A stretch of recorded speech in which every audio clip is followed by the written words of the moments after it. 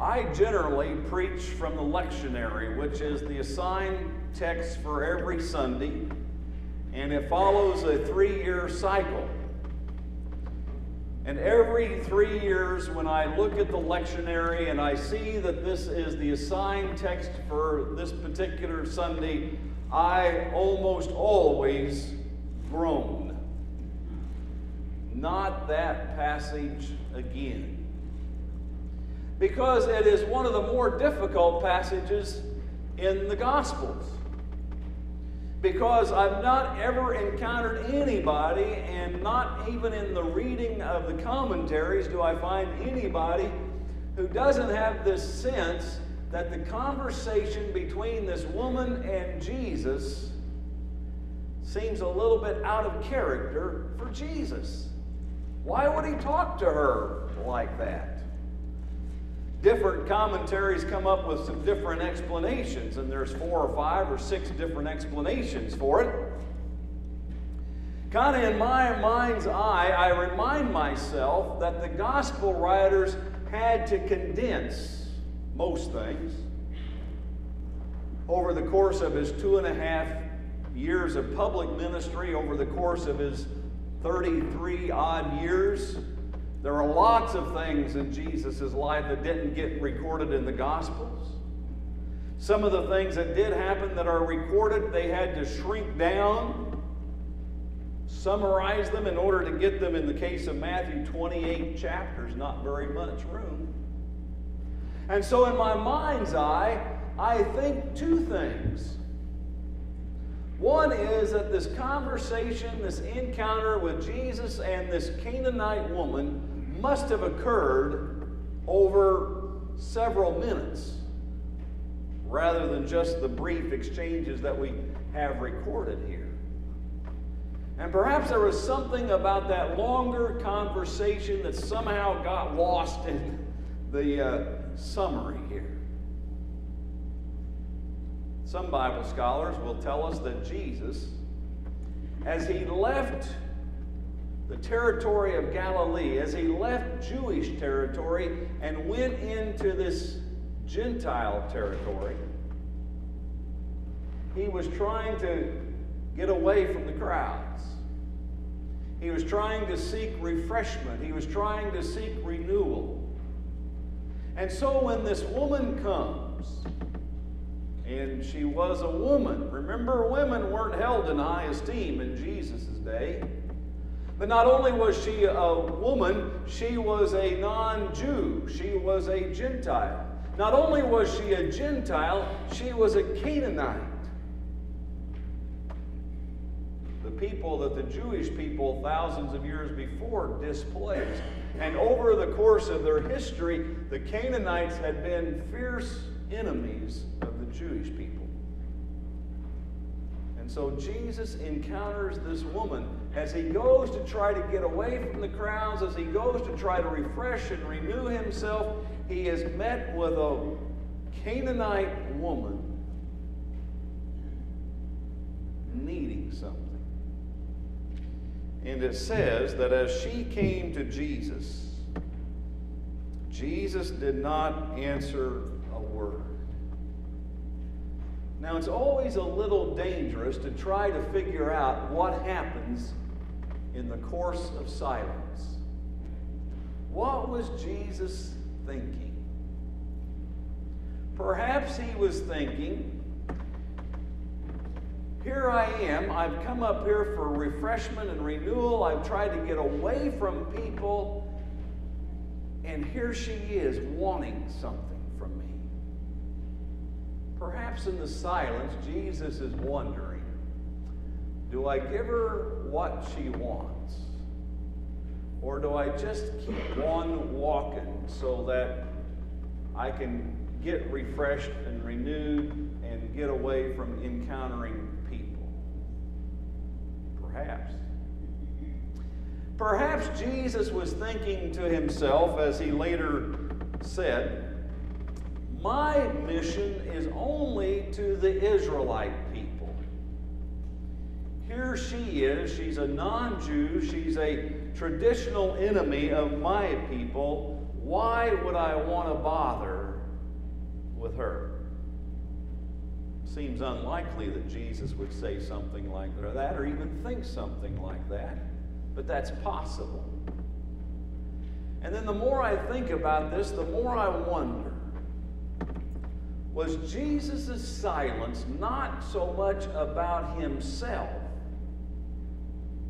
but about the disciples? And I wonder, did Jesus think to himself, here is a perfect teaching moment. Here I am, I've come away to be by myself. Here is this woman, here is this non-Jew making a request of me, and here are the disciples observing. And perhaps Jesus thought to himself, I'm going to test the disciples. I'm going to see how they respond. Now, it's somewhat evident to me that in this course of silence, the woman continues to cry out because the disciples said, his disciples came to him and urged him, send her away, for she keeps crying out after us. In my mind's eye, I see Jesus continuing to walk. In my mind's eye, I see Jesus thinking about what are all the possibilities about this situation.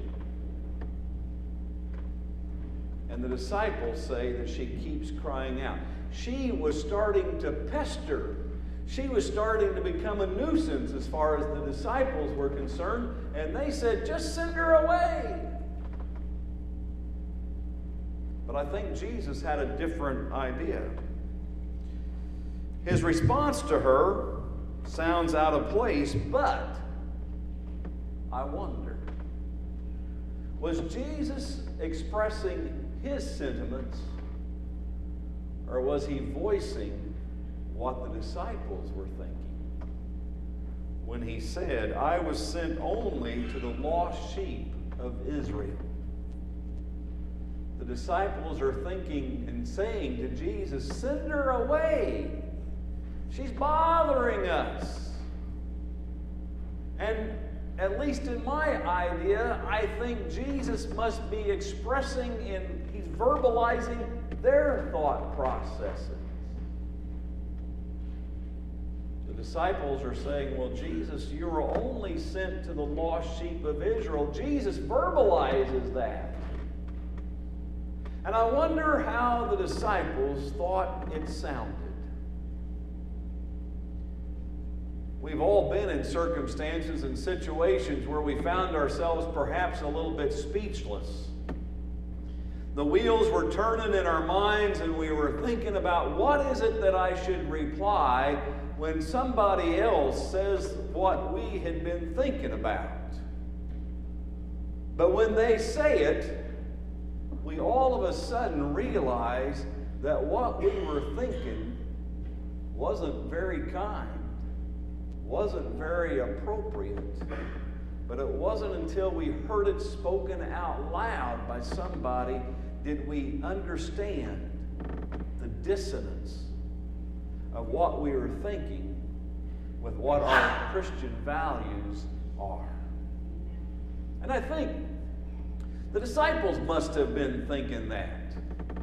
Jesus, you're only here for the lost sheep of Israel. And disciples, I wonder, did they catch the dissonance at the time in their hearts? Or did the conversation as it proceeded needed to be played out in order for them to fully understand? The woman came and knelt before him, knelt before Jesus and said, Lord, help me. She was persistent. But she came right to him and said, Lord, help me. And Jesus, again, I think, processing, using this as a teaching moment for the disciples, said, it is not right to take the children's bread and toss it to their dogs. Now, some Bible commentators will tell you that the word for dogs there in the Greek language is the word for puppies. It wasn't intended to say Jesus was just saying that the dogs are the dogs that just run the street. And that was pretty common back in Jesus' day. There were a lot of dogs running the streets. We would call them mongrels or some sort of thing. But Jesus was using the Greek word for the kind of puppy that you would have as a house pet. It may tend to soften the language, but it doesn't seem to soften it a whole lot, for me anyway. Jesus is still saying it's not right to take the children's bread and give it. He's still calling that woman kind of a dog rather than a child. But again, perhaps Jesus is simply reflecting what the disciples are thinking. She has a good comeback. Yes, Lord, she said, but even the dogs eat the crumbs that fall from their master's table. Then Jesus answered, Woman, you have great faith. Your request is granted. And her daughter was healed from that very hour. And I wonder, what must have the disciples been thinking then? Did they all of a sudden realize that the prejudicial thinking that they were having about this woman, about this Canaanite, did they all of a sudden become aware that their prejudice was showing through in their thought processes? And did they all of a sudden become aware that Jesus came not simply for a select group of people known as the Jews in his day, but did he come for more? Did he come to extend God's love to everybody?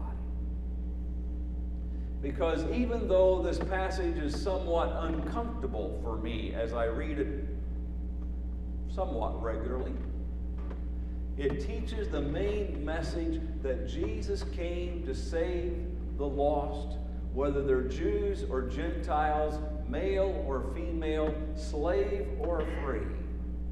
Jesus came for everybody. Amen.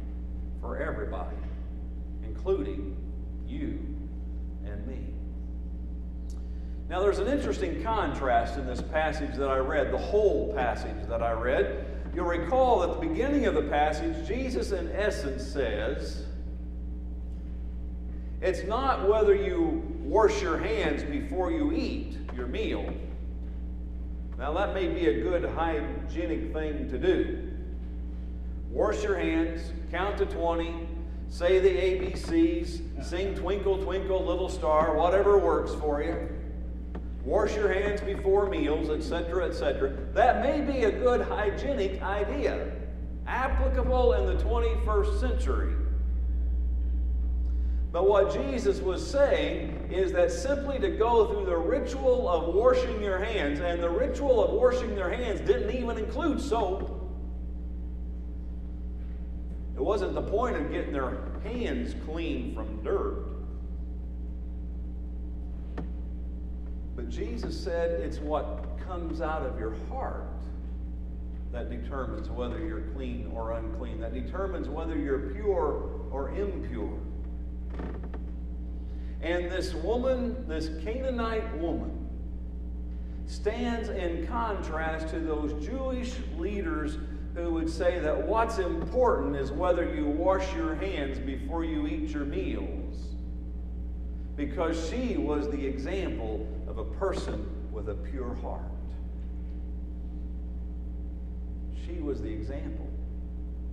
In contrast to the people who put emphasis upon whether or not you washed your hands or not in a certain way, following a certain procedure, and they emphasized you were pure because your hands were clean. She was the epitome of one whose heart was pure as she came before Jesus and prayed, "Help me, Lord, have mercy on me." And so today, as we look at this whole text, we're left with three main ideas. One is that we are called to make sure that we are living pure lives. That we're not simply caught up in ritual, that we're not simply caught up in doing the